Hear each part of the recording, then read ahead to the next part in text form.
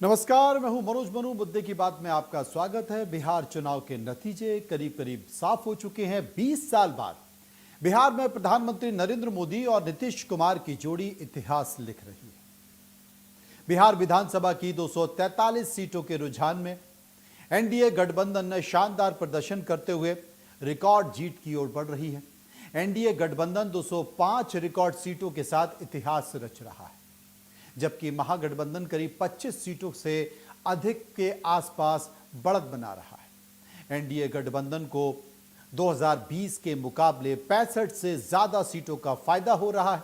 वहीं महागठबंधन को लगभग इतनी ही सीटों का नुकसान हो रहा है।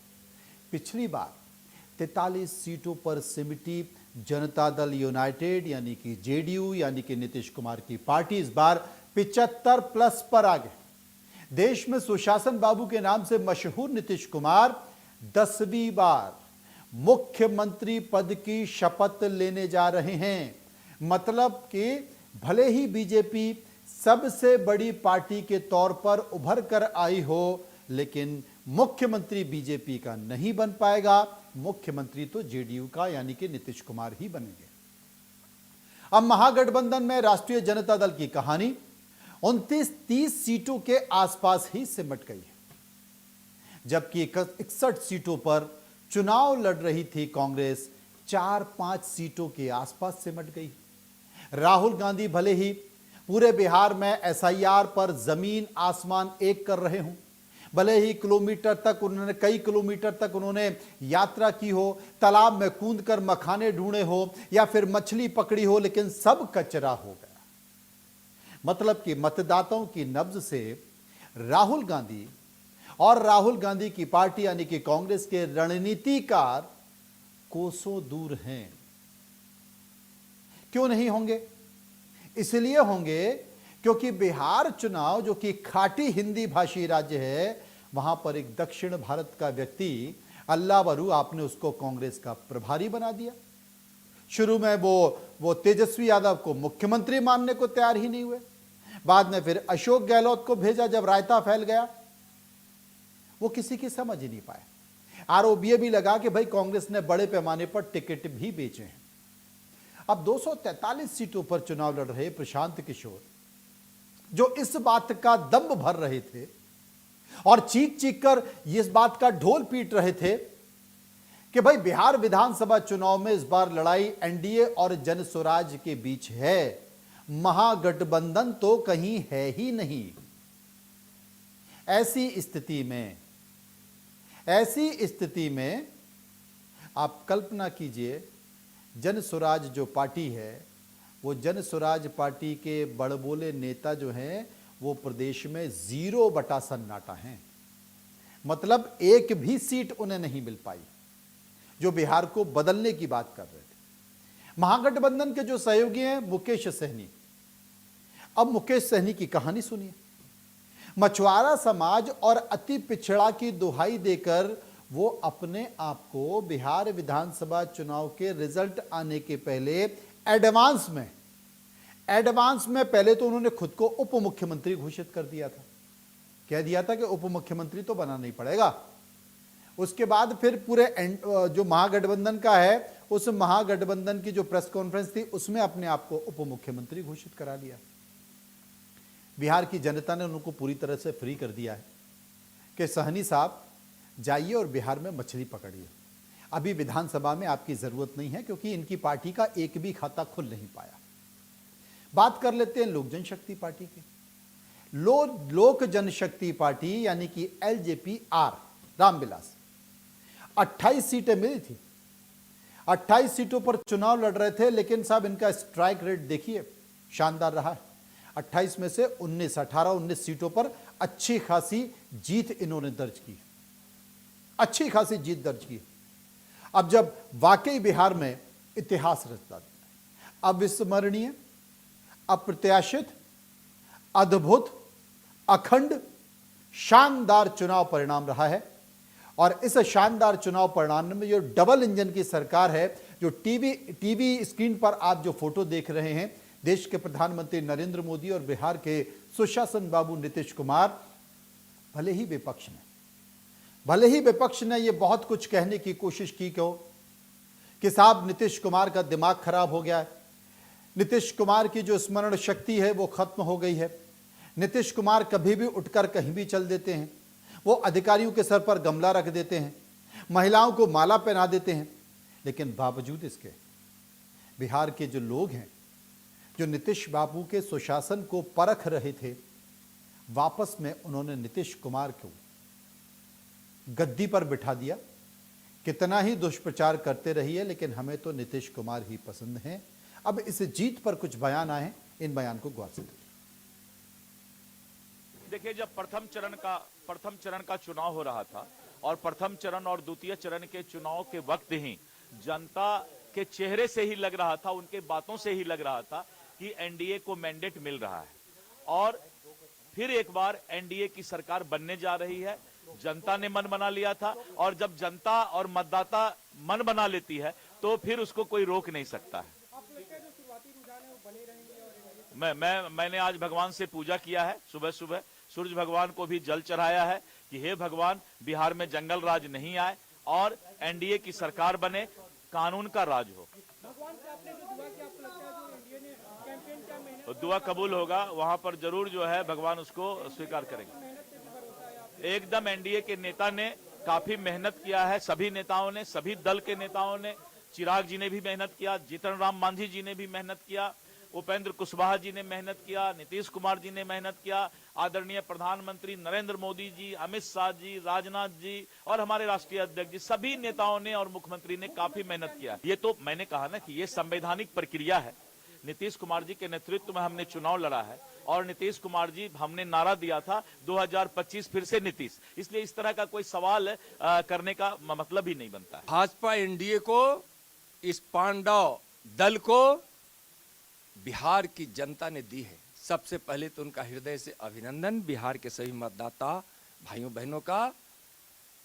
और बिहार के लोगों ने बता दिया कि बिहार को अब विकास चाहिए, अपने बच्चों का और अपना भविष्य चाहिए। डे वन से चुनाव के घोषणा के बाद से ही बिहार की जनता का मूड यही था और महागठबंधन को क्यों वोट देता? अराजकता के लिए, गुंडागर्दी के लिए, अपहरण के लिए। बिहार की जनता ने तय किया अमन, चैन, शांति, न्याय के साथ विकास नरेंद्र मोदी, नीतीश कुमार के नेतृत्व में।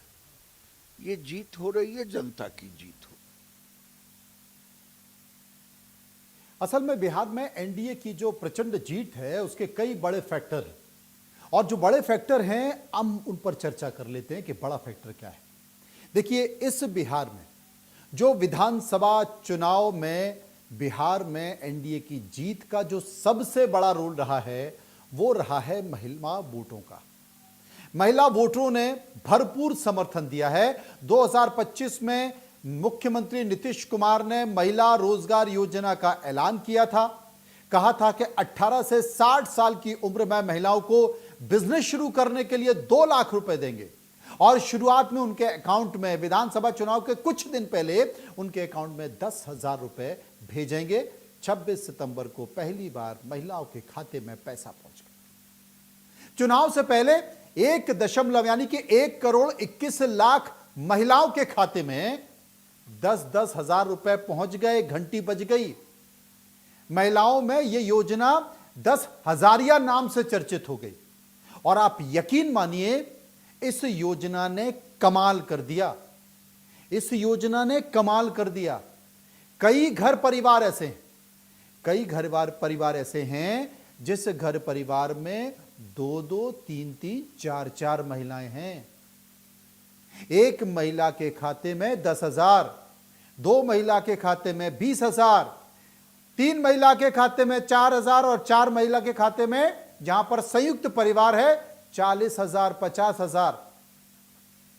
जनाब, आज के दौर में एक व्यक्ति जो घर का मुखिया होता है, लड़का होता है, मजदूरी करना जाता है, 10 से 15,000, 20,000 कमाता है। अरे नीतीश कुमार ने एक घर परिवार में 20,000, 30,000, 40,000 दे दिए। आप सोचिए, क्रांति हो गई। और जिस परिवार में 10,000, 20,000, 30,000 आ रहे हैं, उसमें उस महिला ने, जिसके अकाउंट में 10,000 आए हैं, उसने अकेले वोट नहीं दिया, पूरे परिवार के लोगों ने लाइन लगा के वोट दिया कि भैया इस महीने नहीं, हमें अगले महीने भी लेके आना है, अगले साल भी लेके आना है, उसके बाद दूसरे साल, तीसरे साल, चौथे साल, पांचवें साल। तो आप सोचिए, आप घर बैठिए, आपके खर्चे की, राशन की व्यवस्था ने कमाल कर दिया। तमाम राज्यों ने, आपने देखा हो, लाडली बहना योजना, मध्य प्रदेश, छत्तीसगढ़, महाराष्ट्र, उड़ीसा, आसाम, उत्तराखंड, तमाम ऐसे राज्य हैं, उन राज्यों में ये लाडली बहना, लाड़की बहना, इस योजना ने कमाल कर दिया। और सिर्फ बीजेपी के लिए कमाल नहीं किया, झारखंड चले जाइए, झारखंड में जो हेमंत सोरेन की सरकार थी, चलती हुई सरकार में, चलते हुए अकाउंट में उन्होंने पैसा डाल दिया। एक तरफ तो आप वादा करिए, वादा तेजस्वी ने भी किया था, कहा था कि हम 30,000 रुपए देंगे, लेकिन जनाब जो मिल रहा होता है ना, अकाउंट की जब घंटी बज रही होती है ना हर महीने कि मेरे आ गया, एक दे रहा है और एक देने का वादा कर रहा है, दोनों में बड़ा फर्क होता है। तो वहां हेमंत सोरेन की सरकार बना दी इन्हीं बहनों ने। 2,500 रुपए सीधे देने की बात की थी, 1,250 मध्य प्रदेश, राजस्थान, छत्तीसगढ़ में, अब मध्य प्रदेश में 1,500 रुपए हो गया, लेकिन वहां सीधे 2,500 देने की बात की थी। एक तरफा सरकार महिलाओं ने बना दी। बिहार में भी यही हो, 10,000 का महिलाओं ने थोक के भाव में वोट दिए और हर परिवार में एक नहीं, दो नहीं, 3 महिला 10,000, 20,000, 30,000 एक एक परिवार में आए हैं, लाइन लगा के परिवार के सारे लोगों ने वोट दिया। कमाल कर दिया इस योजना। और ये जो आंकड़ा देख रहे हैं ना आप, जो आंकड़ा 190 सीटों के आसपास का है, ये उसी का कमाल है। अब इसके अलावा एक महिला है जो लाभान्वित हुई है इस योजना से, एक बार उनकी बात को सुन लीजिए। योजना के बारे में खास करके बिहार सरकार के तहत जितने भी योजना चलाए जा रहे हैं, सभी दीदी को जो उनका लाभ ले रही है, उसके बारे में ये दीदी खुल करके बताएंगे। अब इसके अलावा क्या है, एक बार जल्दी से आपको बता देते हैं। इस 10,000 महिला के अलावा 125 यूनिट बिजली आपको फ्री में मिल रही है। 1,67,00,000 लोगों के परिवारों को सीधा फायदा है। बिहार में 1 जुलाई से घरेलू कनेक्शन पर 125 यूनिट बिजली फ्री मिलेगी। मुख्यमंत्री नीतीश कुमार ने इसका वायदा किया था, इसका फायदा मिला है 1,67,00,000 परिवारों को। इस पर 3,376 करोड़ रुपए का खर्च आ रहा है। सरकारें अब इसकी चिंता नहीं करती, फ्री में लीजिए, फ्री लूट है। अगस्त 2025 में बिहार के 1,67,00,000 परिवारों को यूनिट बिजली फ्री मिल रही है। और अब 1 यानी कि 1,20 करोड़ ग्रामीण और 47 लाख शहरी इलाके के परिवार हैं। इन परिवारों की 3 वोटर माने तो 1,67,00,000 परिवारों, 1,67,00,000 परिवारों के हिसाब से करीब 5 करोड़ वोटरों का इस योजना का फायदा होगा। इसके अलावा बुजुर्ग और आश्रितों को पेंशन 400 से बढ़ाकर 1,100 कर दी गई है। 1,11,00,000 लोगों को इसका फायदा हो रहा है। नीतीश सरकार ने 22 जून में सामाजिक सुरक्षा पेंशन के तहत 400 रुपए बढ़ाने की घोषणा कर दी थी, 1,100 कर दिया था, पहले 400 मिलते थे, वो एक फायदा हो गया। तमाम तरह की बातें जो लगातार देखी जा रही हैं। इसके अलावा जो स्थिति है उसमें रोजगार को लेकर भी एक बात की गई थी कि ग्रेजुएट रोजगारों को 1,000 रुपए महीना भत्ता मिलने का असर, यानी कि 7,06,000 वोटर्स पर असर देखा गया है। 30 सितंबर 2025 को मुख्यमंत्री नीतीश कुमार ने सोशल मीडिया पर बताया कि ग्रेजुएट कर चुके 20 से 25 साल के लड़के, युवाओं को, युवतियों को हर महीने 1,000 रुपए का बेरोजगारी भत्ता दिया जाएगा। यह भत्ता 2 साल तक मिलना तय है। इस योजना पर हर महीने 76 करोड़ रुपए खर्च आएंगे। इसके अलावा 2030 तक 1 करोड़ युवाओं को सरकारी नौकरी और रोजगार देने की बात भी हो गई। स्टूडेंट क्रेडिट कार्ड पर ब्याज माफ हो गया, 4 लाख लोगों को इसका फायदा हो गया। सरकार ने क्रेडिट कार्ड योजना के तहत दिए जाने वाले लोन ब्याज फ्री कर दिए। 2 लाख रुपए तक का लोन चुकाने का टाइम भी 5 साल से बढ़ाकर 7 साल कर दिया। इससे ज्यादा का लोन चुकाने का वक्त 7 साल से बढ़कर 10 साल तक कर दिया। इसका फायदा 4 लाख छात्रों को मिल रहा है। एनडीए ने टिकट बंटवारे का जातीय समीकरण पर विशेष ख्याल दिया। गठबंधन में शामिल 5 पार्टियों ने 85 स्वर्ण, 39 दलित, 37 कुर्मी कोयरी, 29 अति पिछड़ा, 27 वैश्य, 19 यादव, 5 मुस्लिम और 2 आदिवासी समुदाय के कैंडिडेट उतारे। और 2020 में एनडीए से दूर, जो सबसे बड़ी बात है, 2020 में क्या हुआ था, तो नीतीश कुमार की हालत क्यों खराब हुई थी? 2020 में एनडीए से झगड़ा हो गया था चिराग पासवान का, क्योंकि वो चचा यानी कि नीतीश कुमार से नाराज हो गए थे और उपेंद्र कुशवाहा को वापस लाए थे। लेकिन जितिन राम मांझी पहले से साथ थे, लेकिन जो चिराग पासवान है एलजेपीआर के, चिराग पासवान ने जहां जहां नीतीश कुमार के कैंडिडेट थे उनके खिलाफ कैंडिडेट उतारे, नीतीश कुमार के खिलाफ जमकर प्रचार किया, बीजेपी को गाली नहीं दी, बीजेपी के खिलाफ कुछ नहीं बोले, बीजेपी को वो हमेशा तारीफ करते रहे। उसका कारण यह हुआ कि नीतीश कुमार को भारी नुकसान उठाना पड़ा और नीतीश कुमार बीजेपी से छोटी पार्टी हो गई थी और नीतीश कुमार कुछ सीटों पर आकर सिमट गए थे। तो ये जो फायदा हुआ नीतीश कुमार को, ये सबसे आगे की बात है। और उस समय चिराग पासवान भी एक सीट पर आके अटक गए थे। अब जो समीकरण है, उस समीकरण में 83 सीटों के साथ जेडीयू की वापसी हुई है, करीब करीब 43-44 सीटों का फायदा हुआ है और बीजेपी 94 और बीजेपी 94 सीटों पर आ गई है। और जो चिराग पासवान है वो 20 सीटों पर अपनी उपस्थिति, 18-20 सीटों पर अपनी उपस्थिति दर्ज कर चुके हैं, यानी कि पिछली बार 1 मिली थी और इस बार ज्यादा मिली थी। अब नीतीश कुमार ने जो घोषणा की उसका फायदा तो हुआ ही है, लेकिन जो जेडीयू और एलजेपीआर साथ में आए उसका भी फायदा हुआ है। चिराग पासवान की बात सुनिए। काल को लेकर सवाल उठाते थे, जो लोग जंगल राज के होने ना होने और आज की तारीख में जंगल राज के क्या मायने हैं उस पे सवाल उठाते थे, या जो लोग मेरे प्रधानमंत्री की प्राथमिकता में बिहार कितना है उस पर सवाल उठाते थे, या जो लोग चिराग पासवान के बिहार फर्स्ट, बिहारी फर्स्ट पे सवाल उठाते थे, गठबंधन में मेरी भूमिका के ऊपर सवाल उठाते थे कि इसके पास ज़्यादा इसको सीटें दे दी गई, इतना ये लोग प्रदर्शन नहीं करेंगे। मुझे लगता है ये एक जवाब ने कई, एक रिजल्ट ने कई प्रश्नों के जवाब देने का काम किया। पर मैं मानता हूं कि अब यहीं से, जहां एक तरफ मैं बिहार की जनता का धन्यवाद करता हूं, तो ये कतई संभव मेरे प्रधानमंत्री नरेंद्र मोदी जी के बिना नहीं हो सकता था। जिस तरीके से प्रधानमंत्री ने पिछले साल सवा साल में, जब से तीसरी बार केंद्र में हमारी सरकार बनी है, तब से लेकर अभी तक जिस तरीके से उन्होंने निरंतरता में बिहार आकर बिहारियों को प्राथमिकता में रखकर लाखों करोड़ों की परियोजनाओं को धरातल पर उतारने का काम किया, और जिस तरीके से मुख्यमंत्री नीतीश कुमार जी के नेतृत्व में उन तमाम योजनाओं को धरातल पर उतारा गया। अगर मैं मेरे प्रधानमंत्री के शब्दों में कहूं तो नरेंद्र और नीतीश, इस जोड़ी ने एक अपना कमाल करके दिखाया है।